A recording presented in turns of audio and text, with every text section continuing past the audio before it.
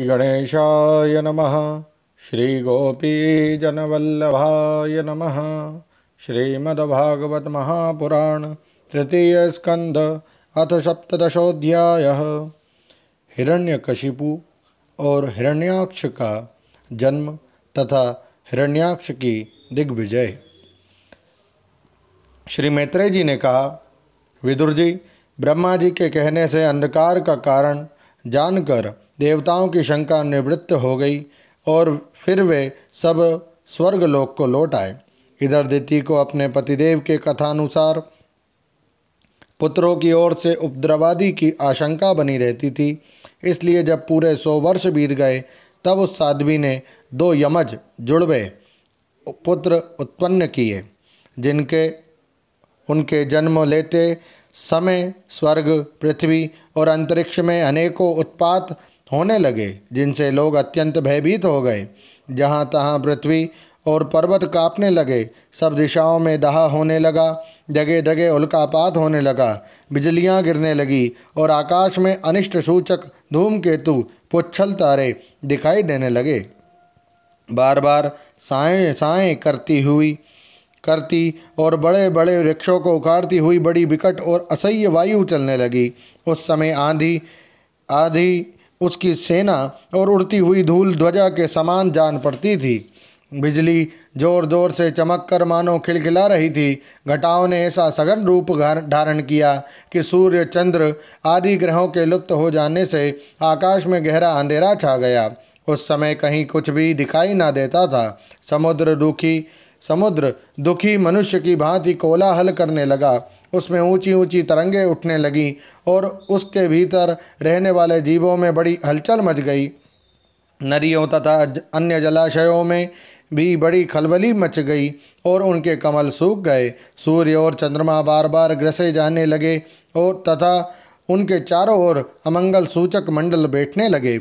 बिना बादलों के ही गरजने का शब्द होने लगा तथा गुफाओं में से रथ की घरघराहट का सा शब्द निकलने लगा। गांवों में गीदड़ और उल्लुओं के भयानक शब्दों के साथ ही सियारियां मुख से दहकती हुई आग उगलकर बड़ा अमंगल शब्द करने लगी। जहां तहां कुत्ते अपनी गर्दन ऊपर उठाकर कभी गाने और कभी रोने के समान भांति भांति के शब्द करने लगे। विदुर जी, झुंड के झुंड गधे अपने कठोर खुरों से पृथ्वी खोदते और रेंकने का शब्द करते मतवाले होकर इधर उधर दौड़ने लगे।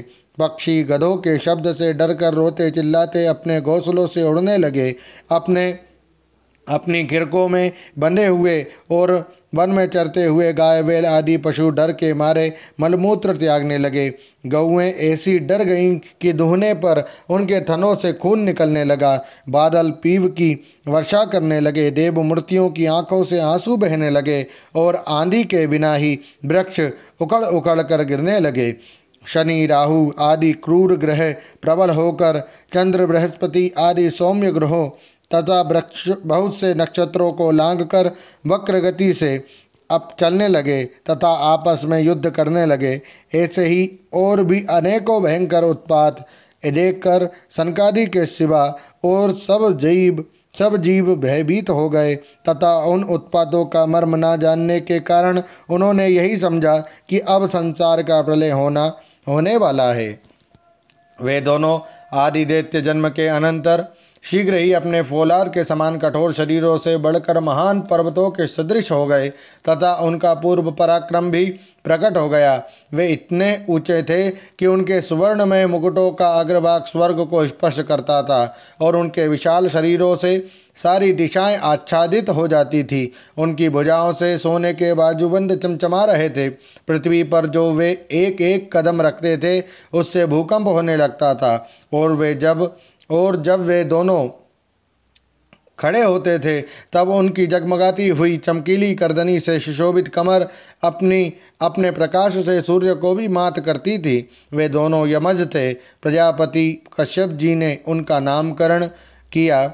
उनमें से जो उनके वीर्य से दिति के गर्भ में पहले स्थापित हुआ था उसका नाम हिरण्यकशिपु रखा और जो दिति के उदर से पहले निकला वे हिरण्याक्ष के नाम से विख्यात हुआ। हिरण्यकशिपु ब्रह्मा जी के वर से मृत्यु भय से मुक्त हो जाने के कारण बड़ा उद्धत हो गया था। उसने अपनी भुजाओं के बल से लोकपालों के सहित तीनों लोकों को अपने वश में कर लिया। वह अपने छोटे भाई हिरण्याक्ष को बहुत चाहता था और वह भी सदा अपने बड़े भाई का प्रिय कार्य करता रहता था। एक दिन वह हिरण्याक्ष हाथ में गदा लिए युद्ध का अवसर ढूंढता हुआ स्वर्गलोक में जा पहुंचा।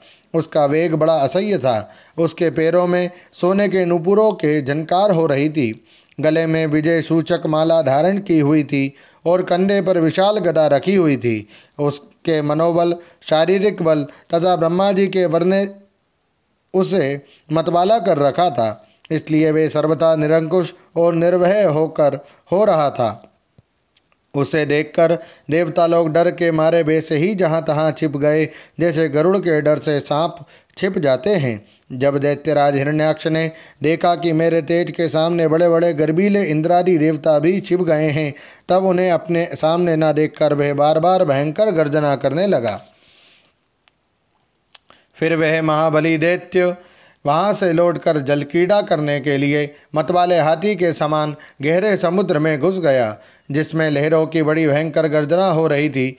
ज्यों ही उसने समुद्र में पैर रखा कि डर के मारे वरुण के सैनिक जलचर जीव हकबका गए और किसी प्रकार की छेड़छाड़ न करने पर भी वे उसकी धाक से ही घबराकर बहुत दूर भाग गए। महाबली हिरण्याक्ष अनेक वर्षों तक समुद्र में ही घूमता और सामने किसी प्रतिपक्षी को ना पाकर बार बार वायु वेग से उठी हुई उसकी प्रचंड तरंगों पर ही अपनी लोहमयी गदा को आजमाता रहा। इस प्रकार घूमते घूमते वह वरुण की राजधानी विभावरीपुरी में जा पहुंचा। वहां पाताल लोक के स्वामी, जलचरों के अधिपति वरुण जी को देखकर उसने उनकी हंसी उड़ाते हुए नीच मनुष्य की भांति प्रणाम किया और कुछ मुस्कुराते हुए व्यंग से कहा, महाराज, मुझे युद्ध की भिक्षा दीजिए। प्रभो, आप तो लोकपालक, राजा और बड़े कीर्तिशाली हैं। जो लोग अपने को बांका वीर समझते थे, उनके वीर मद को भी आप चूर्ण कर चुके हैं और पहले एक बार आपने संसार के समस्त दैत्य दानवों को जीतकर राजसूय यज्ञ भी किया था। उस मदोन्मत्त शत्रु के इस प्रकार बहुत उपहास करने से भगवान वरुण को क्रोध तो बहुत आया, किंतु अपने बुद्धिबल से वे उसे पी गए और बदले में उससे कहने लगे, भाई, हमें तो अब युद्धादि का कोई चाव नहीं रह गया है। भगवान पुराण पुरुष के सिवा हमें और कोई ऐसा दिखता भी नहीं जो तुम जैसे रणकुशल वीर को युद्ध में संतुष्ट कर सके। दैत्यराज, तुम उन्हीं के पास जाओ, वे ही तुम्हारी कामना पूरी करेंगे। तुम जैसे वीर उन्हीं का गुणगान किया करते हैं। वे बड़े वीर हैं, उनके पास पहुँचते ही तुम्हारी सारी शेखी पूरी हो जाएगी और तुम कुत्तों से घिरकर वीर शैया पर शयन करोगे। वे तुम जैसे दुष्टों को मारने और सत्पुरुषों पर कृपा करने के लिए अनेक प्रकार के रूप धारण किया करते हैं। ओम नमो भगवते वासुदेवाय। श्रीमद्भागवते महापुराणे पारमहंस्यां संहितायां तृतीय स्कंदे हिरण्याक्ष दिग्विजये सप्तदशोऽध्यायः। श्रीराधाकृष्णार्पणमस्तु। हरे नमः, हरे नमः, हरे नमः। जय श्री कृष्ण।